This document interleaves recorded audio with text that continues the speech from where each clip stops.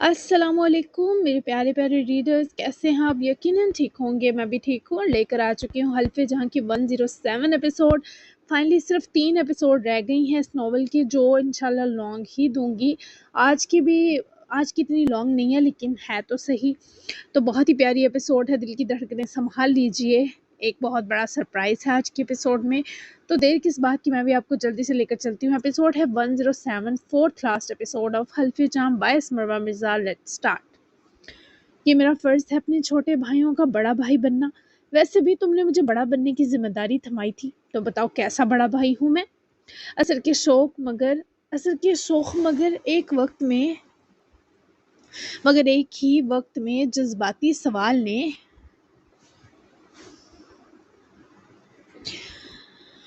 अनीस को रूबरू होने पर मजबूर कर दिया।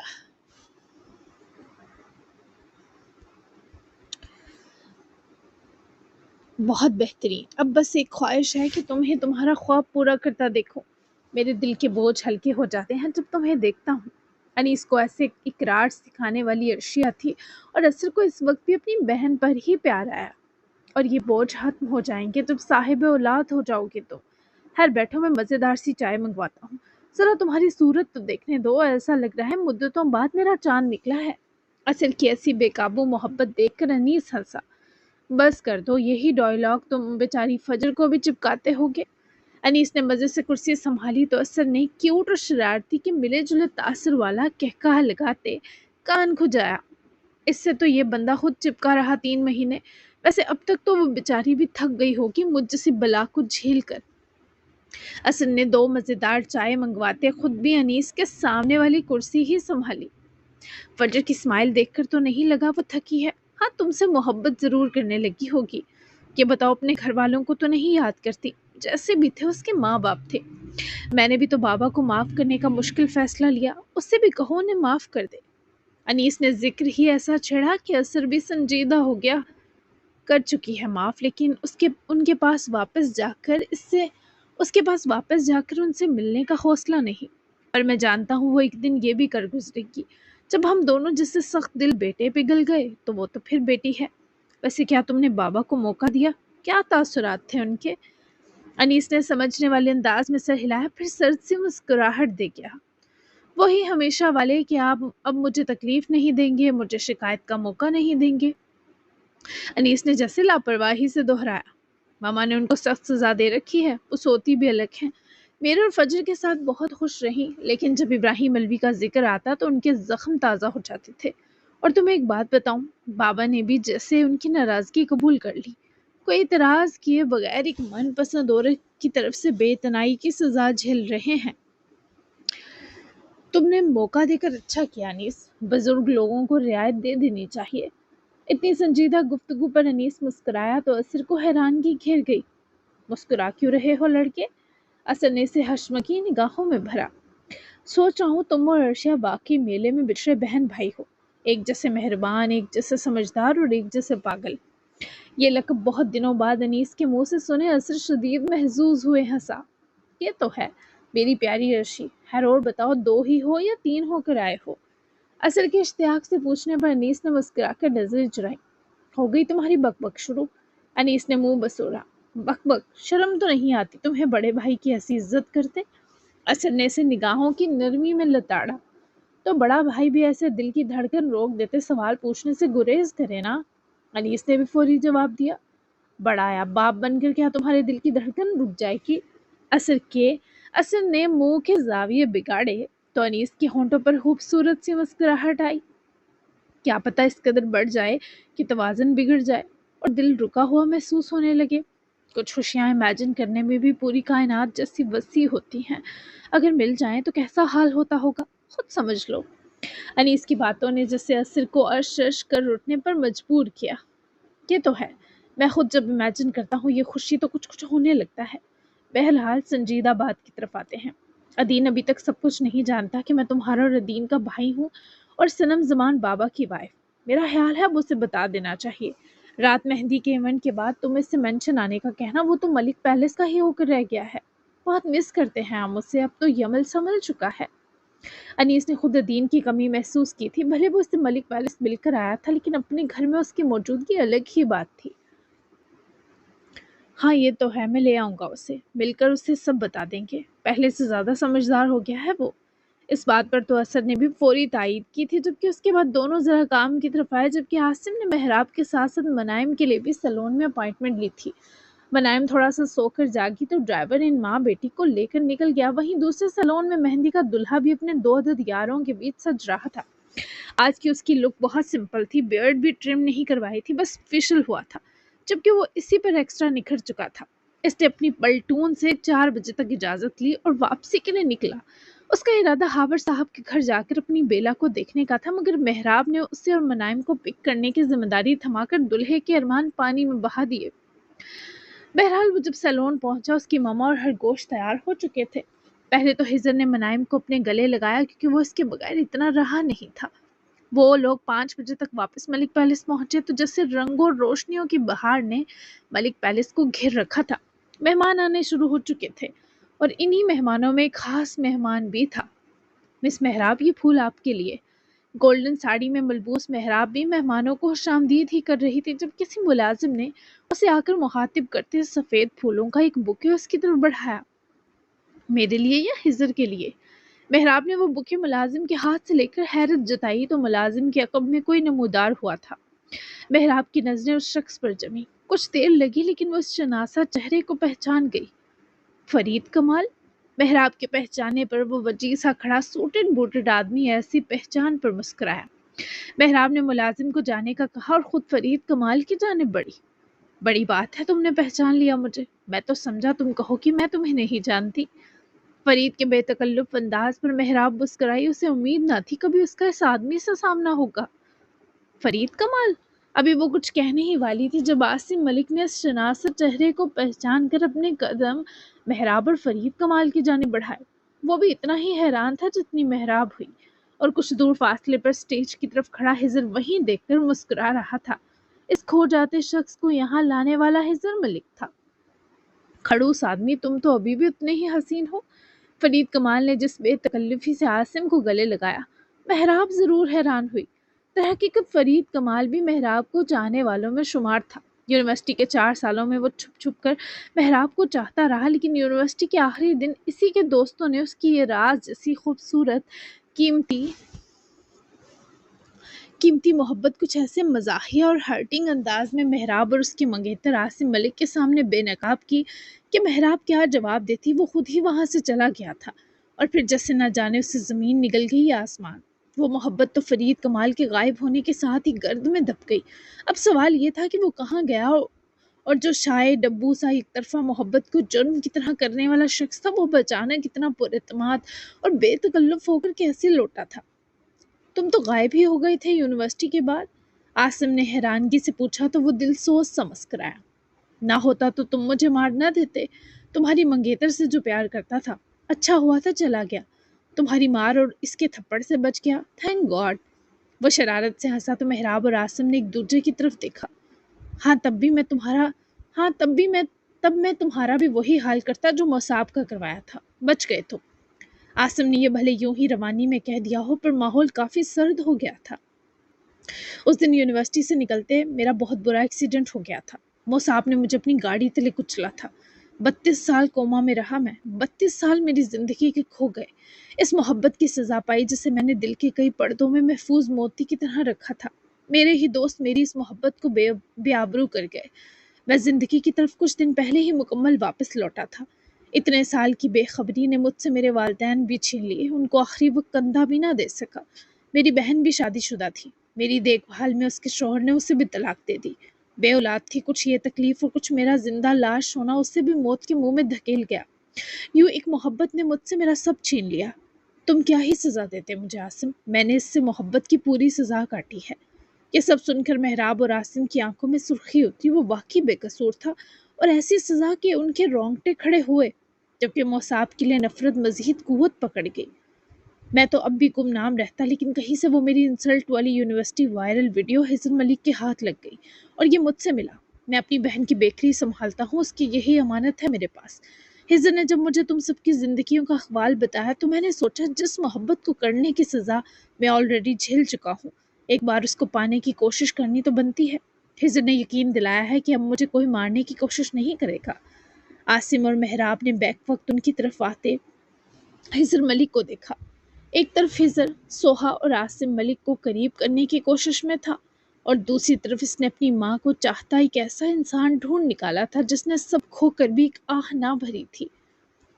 میں جب فرید کمال سے ملا مجھے اپنی ماما کی زندگی میں موجود مردوں کے ان سے برے سلوک کی وجہ پتہ چلی۔ پہلے ان کے بابا نے برا کیا، پھر محبت یعنی موصاب نے، پھر میرے بابا نے۔ تب مجھے احساس ہوا میری ماما کی خوشیاں تو شخص کی ناحق بربادی نکل گئی۔ یہ شخص میری ماں سے سچ میں محبت کرتا تھا، تبھی اس کی اتنی آزمائش لی گئی۔ ان کے پیرنٹس مر گئے، ان کی پیاری بہن بھی کچھ سال پہلے مر گئی۔ میں ان کو اپنے بھروسے لایا کہ اپنی اس ماں کا ہاتھ ان کے ہاتھ میں تھما کر ان کے درد کی تھوڑی سی تلافی کروں گا۔ کیا میں نے غلط کیا ماما، بابا؟ ہزر کی آواز میں پہلی بار وہ لڑک پن نہیں تھا جو عموماً اس کے لہجے میں کھلتا تھا، بلکہ ایک بھاری سچائی تھی جو ماحول پر چادر کی طرح گر چکی تھی۔ عاصم اور مہراب ابھی تک اس شخص کو دیکھ رہے تھے جو سامنے کھڑا تھا، مگر اب وہ انہیں صرف ایک انسان نہیں لگ رہا تھا بلکہ ایک مکمل کہانی تھا جس کے ہر باب میں زخم لکھے ہوئے تھے۔ میں ابھی بھی کچھ پانے نہیں آیا۔ کئی سال پہلے جو محراب سے محبت کا اظہار ڈھنگ سے نہیں کر سکا، روتے شرمندہ ہوتے بھاگ گیا، وہ پورا کرنے آیا ہوں، کسی اور کی نہیں، اپنی زبانی۔ میں جانتا ہوں میں نے اپنی ساری عمر گوا دی، تم بھی بہت کچھ گزار رہی، لیکن میرے ارد گرد سب مرتا رہا محراب۔ میں خود بھی مرنے کے دہانے جا کر لوٹا، لیکن اتنے سالوں بعد جب جاگا تو میری وہ محبت ویسی کی ویسی ہی تھی، میرے دل میں ایسی شدت سے سانس بھر رہی تھی۔ حالانکہ جس محبت کے اثرات نے مجھ سے میرا وقار چھینا، میرے ماں باپ اور میری بہن چھینی، اسے مجھے دفنا دینا چاہیے تھا، لیکن نہیں کر سکا۔ میں یہاں بس یہی بتانے آیا ہوں۔ ان دنوں کی آنکھیں فرید کمال کے درد پر بوجھل تھی۔ محراب کے لیے یہ بہت تکلیف دہ تھا اور خود عاصم جیسے صدمے کی کیفیت میں تھا۔ مجھے معاف کر دو، میں بھی تمہاری محبت کے بے آبرو ہونے پر چپ رہی تھی، تماش بینوں میں شمار تھی۔ کیا کرتی؟ آنکھوں پر موصاب کے پیار کا پردہ اور دماغ پر بابا کا زبردستی مسلط کیا کاروباری فیصلہ سل کی طرح دھرا تھا۔ تم نے جو کچھ کھویا سبب میں تھی۔ میں بہت شرمندہ ہوں، مجھ سے محبت نے تم سے تمہیں چھین لیا فرید، مجھے بہت افسوس ہے۔ محراب کی آنکھوں میں نمی تھی اور انہی نم آنکھوں سے اس نے سفید پھولوں کا گلدستہ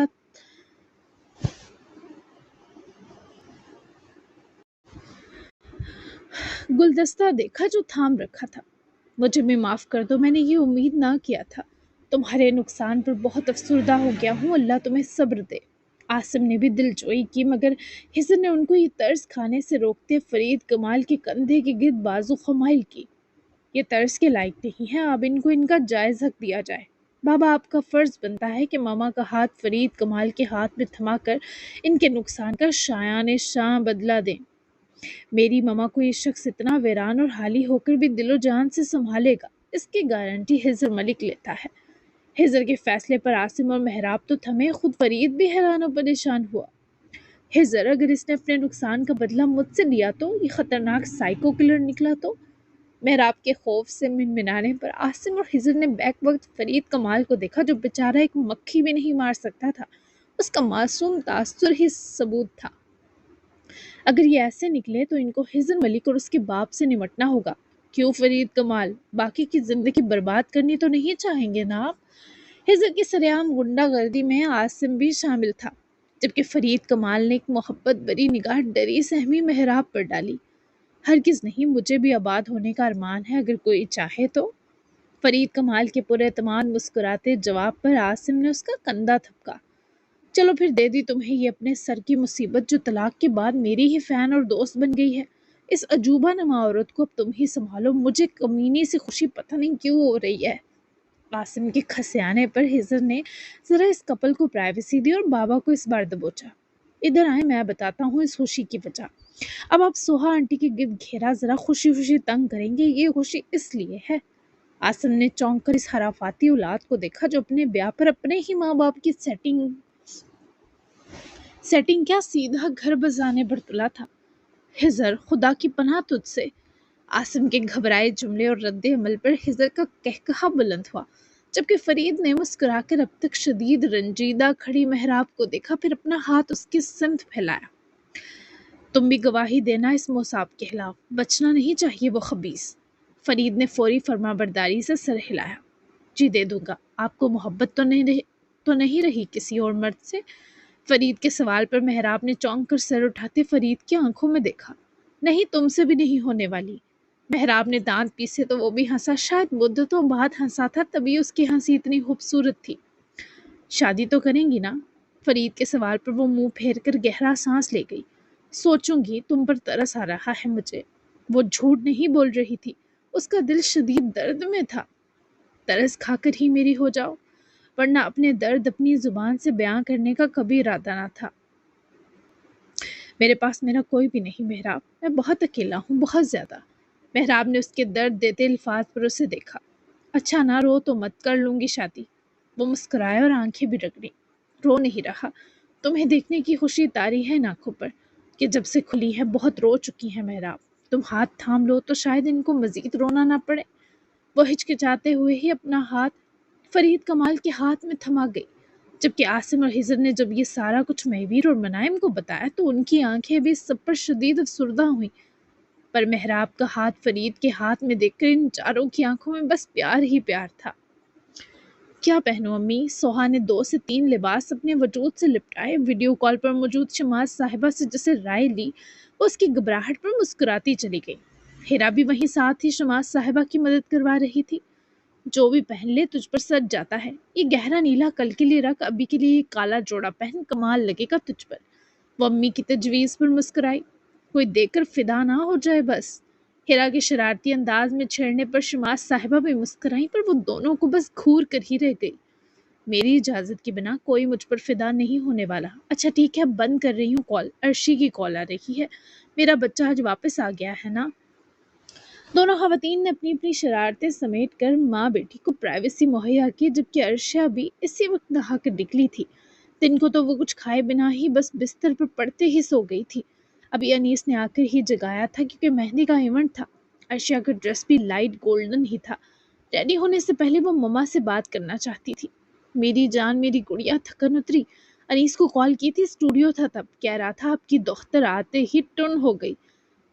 तबीयत का भी बता रहा था कि डाउन है। अब कैसा है मेरा बच्चा?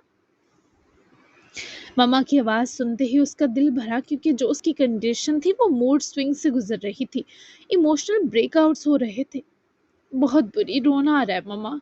दिल कर रहा है बस सोई रहूं, पर उठना पड़ा, बिल्कुल भी हिलने तक की हिम्मत नहीं। सोहा ने मैट्रेस की तरफ जाकर बैठते तकिया गोद में लेते तसल्ली से उसको सुना। ओ मेरी जान, क्या सफ़र से इतना थक गई हो? कोई पेन किलर ली तुमने? शावर लिया? सोहा के फिक्र भरे इस्तफसार पर वो भी बेड की पाई थी कि जाने बैठी।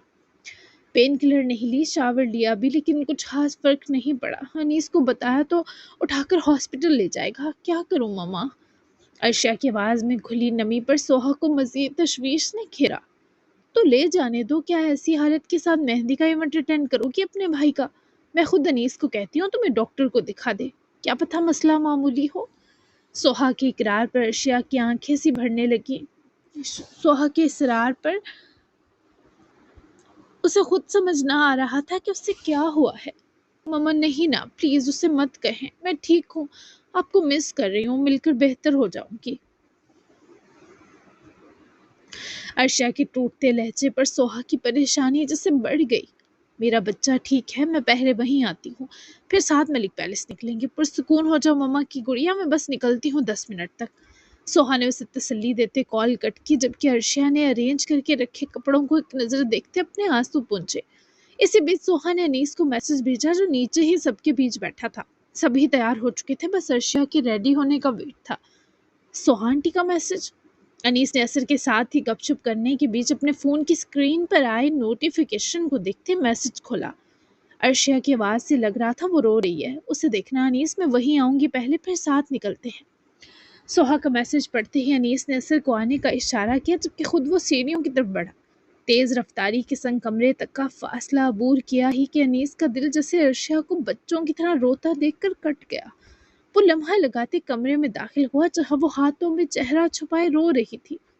ارشیا کیا ہو گیا میری جان؟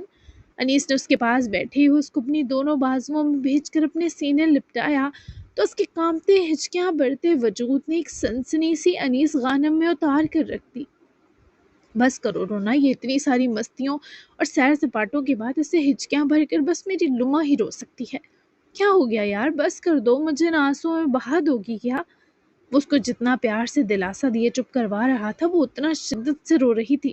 انیس بھلے اس کو ایسے روتا دیکھ کر خوف زدہ تھا، لیکن ابھی وہ بس اس کے اس رونے کو کے ختم ہونے کا منتظر تھا۔ ارشیا کیا بات ہے، دل پر کوئی بوجھ ہے جو ایسے رو رہی ہو؟ ابھی تو میں تمہیں پیار سے جگا کر گیا تھا، کچھ کھاؤ گی؟ بھوک کی وجہ سے رو رہی ہو؟ تمہارے لیے اسپائسی سبزی بن گئی تھی پر تم سو گئی تھی۔ انیس نے اسے بمشکل پکڑ کر سنبھالتے روبرو کیا تو ارشیا کا کانپنا کچھ کم ہوا، لیکن وہ ابھی بھی شدید افسردہ تھی۔ انیس نے اس کے آنسو پونچھے اور اس کی گالیں باری باری چومی، وہ جیسے کچھ سکون میں اترتی معلوم ہوئی۔ سب اتنا خوبصورت اور اچھا ہو گیا کہ مجھے ڈر لگ رہا ہے جیسے کچھ برا نہ ہو جائے۔ انیس نے اس کے سنبھلنے کے بعد ایسی سرگوشی سنے ہنس کر اس لڑکی کو دیکھا۔ او لما، تم واقعی انوکھا پیس ہو، کچھ برا نہیں ہوگا، ہم آلریڈی برا ترین سہ کر ان آسانیوں تک پہنچے ہیں۔ تم اتنی خوش رہی 3 ماہ اور آتے ہی اداس آتما بن گئی، سب کیا سوچیں گے کہ میں نے تم پر ظلم کے پہاڑ توڑے تھے؟ انیس کے سوال پر وہ روحانسی نظروں سے اسے دیکھنے لگی۔ وہ تو توڑے ہیں تم نے۔ ارشیا کے معصومانہ اقرار پر انیس مسکرایا، اس کو اپنے سینے لگا کر اس کا سر چوما جسے بے انتہا پیار آنے کو وہ مشکل سنبھال پایا ہو۔ تو میرے ساتھ چلتی ٹریٹمنٹ کے لیے اس انیس غانم نامی آزمائش سے بچ جاتی نا، اب نیچرل چیزیں ایسی ہی ظالم ہوتی ہیں۔ پھر مجھے تم سے پیار بھی تو شدید والا ہے۔ ارشیا کے لبوں پر سرشار سی مسکراہٹ آئی۔ میں تم سے تمہارا شکوہ کر سکتی ہوں بلا؟ کبھی نہیں، اور کتنے معصوم ہو فوراً مان بھی گئے۔ ایسا کچھ نہیں، بس ایموشنل ہو رہی ہوں، طبیعت کچھ بوجھل ہے اس لیے، اور زیادہ فکر اس کی ہے کہ مجھے ڈاؤن دیکھ کر تم دگنے پریشان ہو جاتے ہو۔